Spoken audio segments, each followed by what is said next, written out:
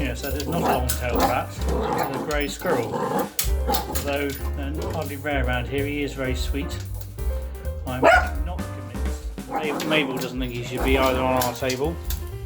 However, he is rather cute. And we even let pigeons come on our table, so never mind. And the birds, you may see they've got some little ones which are squirrel proof. So I think we'll probably ignore it. Although it is causing my dog stress.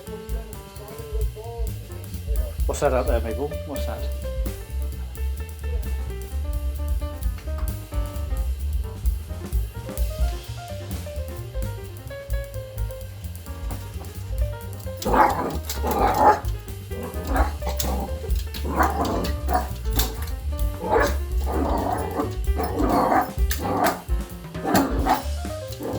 How else would you get rid of your sister's brownie left over from Sunday lunch, eh?